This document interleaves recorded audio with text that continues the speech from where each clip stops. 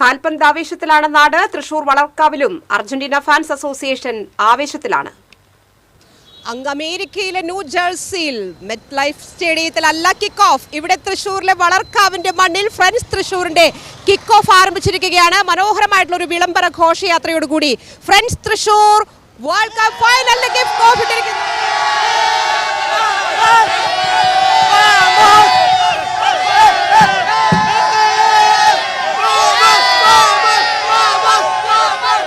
വാമോസ് Argentina വിളികൾ മാത്രമാണ് കേരളത്തിന്റെ മണ്ണിൽ നിന്ന് ഫുട്ബോൾ ലഹരി നമ്മൾ കാണുന്നത്. ഇവിടെ 99% അർജന്റീന ആരാധകരെ തന്നെ.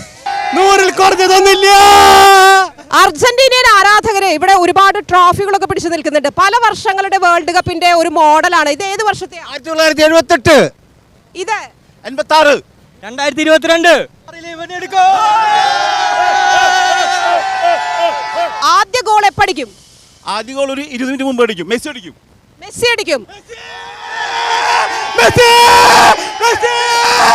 3 വയസ്സ് മുതലുള്ള കുഞ്ഞുങ്ങളാണ് ഇത്. എല്ലാവരും മെസ്സി ആരാധകരാണ്. 3 വയസ്സുകാരൻ മെസ്സിയുടെ ജേഴ്സി ഇട്ടിട്ടാണ് വന്നിരിക്കുന്നത്. അപ്പൊ ഇത് മെസ്സി ഇല്ലെങ്കിൽ അർജന്റീന ഇല്ലെന്നാണോ?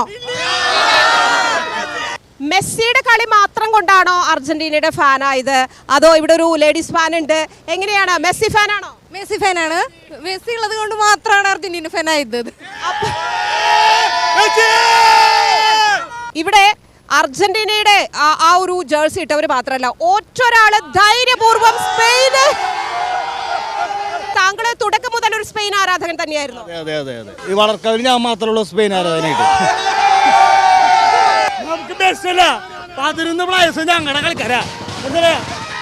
എത്ര ഗോള് സ്പെയിൻ അടിക്കാൻ സാധ്യതയുണ്ട്? 3-1 സ്പെയിൻ ജയിച്ചിരിക്കും. ഈ ആരാധകരുടെ ആവേശങ്ങൾക്കിടയിൽ ഫുട്ബോളിന് ജീവൻ ഉണ്ടാകുന്ന ആ ഒരു പന്തുരുളുമ്പോൾ ലോകം കാതോർക്കുന്നത് ആ ഒരു വിജയത്തിന്റെ അന്തിമഘട്ടത്തിലേക്കാണ്. അതിനി അധികം സമയമില്ല.